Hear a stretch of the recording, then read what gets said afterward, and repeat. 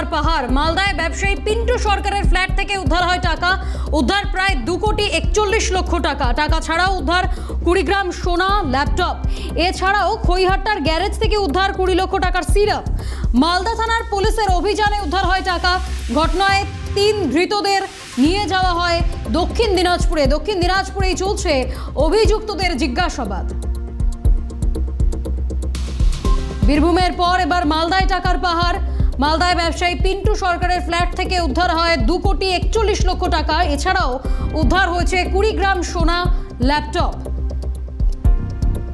খৈহাট্টার garage থেকে উদ্ধার 20 লক্ষ টাকার সিরাপও। মালদা থানার পুলিশের অভিযানে উদ্ধার হয় টাকা। ঘটনায় 3 ধৃতদের নিয়ে যাওয়া হয় দক্ষিণ দিনাজপুরে। সেখানেও জিজ্ঞাসাবাদ অভিযুক্তদের।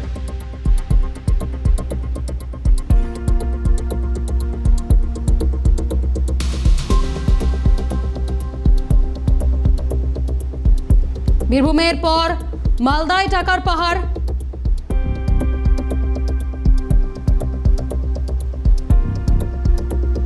এলাকায় তৃণমূলের সক্রিয় নেতা দিলীপ সাহা এবং তার এই আবাসন, আর এই আবাসনেই ভাড়া নিয়েছিলেন মাদক কারবারি পিন্টু সরকার। আমি ইতিমধ্যে তার ফ্ল্যাটে দাঁড়িয়ে রয়েছি এবং এই সেই ফ্ল্যাট একেবারে 3rd ফ্লোর অর্থাৎ 3য় তল।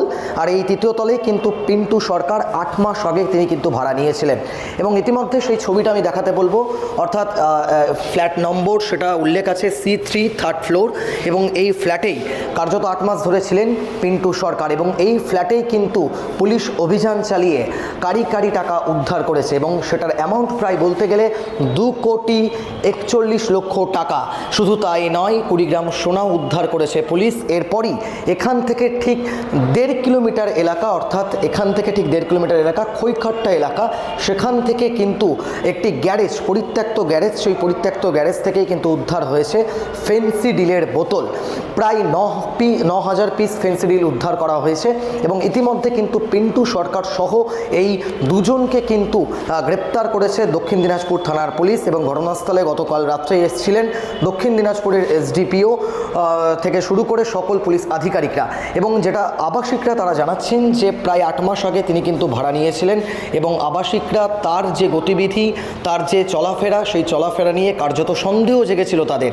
এবং পিন্টু সরকার তিনি এখানে একাই থাকতেন, মাঝে মধ্যে তার বাবা মা আসতেন দেখা করতে তার সঙ্গে এবং তিনি কিন্তু বেশ কিছু যে আসবাবপত্র, ফার্নিচার, সেই ফার্নিচার কিন্তু তিনি তৈরি করেছেন ঘরের ভিতর থেকে। অর্থাৎ যেখান থেকে গতকাল পুলিশ টাকা উদ্ধার করেছে সেই ফার্নিচার কিন্তু তৈরি করেছেন এবং সেই ফার্নিচারে কিন্তু তিনি টাকা রাখতেন এবং মাঝে মধ্যে আবাসিকরা তারা দেখেছেন যে পিন্টু সরকারকে লাগেজ ওঠানামা করতে, অর্থাৎ লাগেজ নিয়ে যেতেন এবং লাগেজ তিনি আবার নিয়ে চলে আসতেন।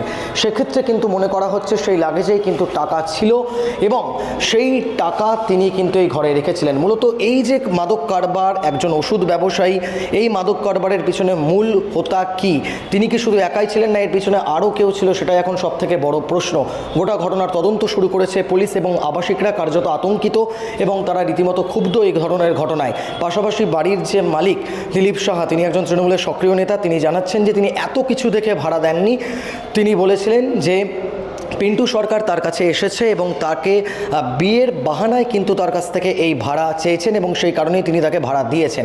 মূলত এই ঘটনায় চাঞ্চল্য ছড়িয়েছে মঙ্গলবাড়ি এলাকায়। মালদা থেকে ক্যামেরায় উদয় মণ্ডলের সঙ্গে অভিষেক।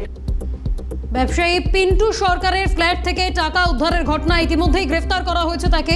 এই ঘটনায় পিন্টু সরকারের বাবা এবং আবাসনের মালিক কি বলছেন শোনাবো। না, আমি ওগুলোর মধ্যে নাই। আপনার সাথে কি ছেলের সম্পর্ক রয়েছে? বুঝলেন? ছেলের সাথে সম্পর্ক রয়েছে? না, আমি আসবে কেন? আমি তো নিজের কাজ করে খাই, তা আমার কাছে কেন আসবে? আমার সঙ্গে যোগাযোগ নেই সেটা আপনাকে বলেই দিলাম তো। কেন যোগাযোগ নেই? কারণ আমি নিজে কথা বলি, প্রেম করবে, বিয়ে করবে, করবে তুই। আচ্ছা, অমতকে বিয়ে করেছে সেই কারণে যোগাযোগ নেই? আমার বাড়িতে ভাড়া এসেছিল, ছেলেটার বাড়ি হচ্ছে নবাবগঞ্জ, পরিচিত ছেলে, এলাকার ছেলে, আমরা তো চিনবই। আমাকে এসে বলে, কাকু বিয়ে করব, বাড়িঘর ভেঙেছি, 7-8 মাস থাকবো। আমি যে 7-8 মাসের জন্য তো আমরা বাড়ি দিই না, কমসে কম 2 বছর থাকতে হবে। ও তখন আমি বললাম থাকো। এবার ও কি করছে না করছে সেটা তো আমরা বলতে পারবো না, আমরা তো ভাড়া দিই, আমাদের ব্যবসায়ী হলো ভাড়া দেওয়া। নেশা ভাঙ করতেও দেখিনি, কোনো নোংরামি করতেও দেখিনি। বলছি যে কখন আসলো? কীভাবে দেখবো এখন কোন ভাড়াটিয়া কখন আসলো না আসলো সেটা দেখার দায়িত্ব তো আমার না। গার্ড এই ঘটনায় স্থানীয় বাসিন্দারা কি বলছেন তারা শোনাবো।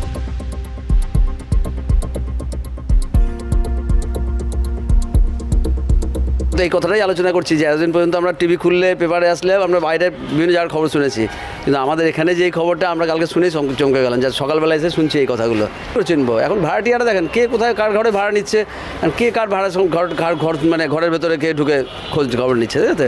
এই জন্য আমরা এই সম্বন্ধে কিছুই জানি না। এই যে এই ধরনের ঘটনা কতটা এলাকার পরিবেশ নষ্ট হচ্ছে? দেখেন এখন এলাকার পরিবেশ নষ্ট হচ্ছে বলতে গেলে এখন আপনি কি করে বুঝবেন? আপনি তো একটা মানুষ যখন আসছে ভালো ড্রেস পোশাকে আসছে বেরিয়ে যাচ্ছে, এবার তার ভেতরে কি চলছে সেটা তো আমরা এখান থেকে আমরা এখন দিন পর্যন্ত এখন যতদিন ধরে আমরা এখানে আছি প্রায় 8-10 বছর এখনো পর্যন্ত কোনোদিন ঘটনা ঘটেনি। মঙ্গলবাড়িতে আমার চিন্তা হলো মঙ্গলবাড়ি কোন জায়গায়, তারপর দেখলাম ফ্ল্যাটে। কার বাড়ি থেকে উদ্ধার হয়েছে, কার আবাসন থেকে? এটা তো মালিকও দেখলাম বাইট দিল, দিলীপ বাবু।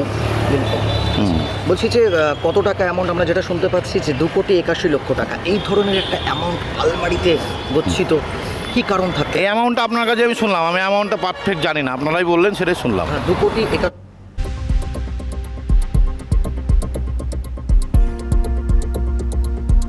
বহু ব্যবসায়ী এরকম আছেন, নেতারা টাকা তুলেছেন ওদের কাছে দিয়েছেন, সেই সোর্সটা খুঁজে বার করা ধীরে ধীরে পৌঁছবে হাত সারা পশ্চিমবঙ্গ জুড়ে। মালদা মঙ্গলবারই টাকা উদ্ধার নিয়ে প্রতিক্রিয়া পঞ্চায়েত মন্ত্রী দিলীপ ঘোষের। বহু ব্যবসায়ী এরকম আছে, নেতারা টাকা তুলেছে ওদের কাছে দিয়েছে, সেই সোর্সটা খুঁজে বার করা। সাধারণ মানুষ অনেকে জানেন, পুলিশ তো জানেই, ধীরে ধীরে পৌঁছবে হাত আস্তে আস্তে সারা পশ্চিমবঙ্গ জুড়ে। এই যে সরকারি হাজার হাজার কোটি টাকা এসেছে কেন্দ্র থেকে, তার কোনো হিসাব নেই, তার কোনো খরচের কোথায় খরচা হলো কেউ জানে না সমস্ত ডিপার্টমেন্টে।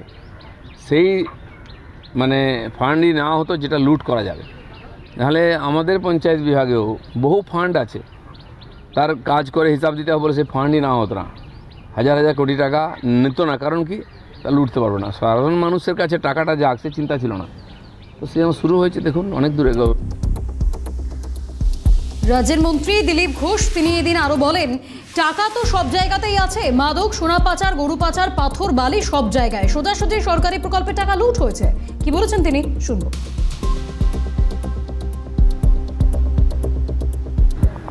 দেখুন টাকা তো সব জায়গায় আছে, মাদক বলুন, সোনা পাচার, গরু পাচার, পাথর, বালি থেকে আরম্ভ করে, এবং সোজাসুজি সরকারি প্রকল্পের টাকা লুট হয়েছে।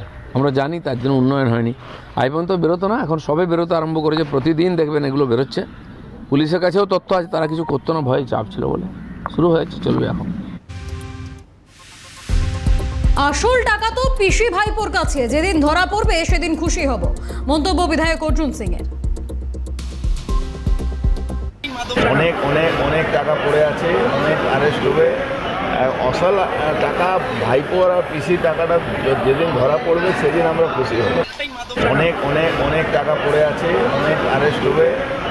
আসল টাকা ভাইপোর আর পিসির টাকাটা যেদিন ধরা পড়বে সেদিন আমরা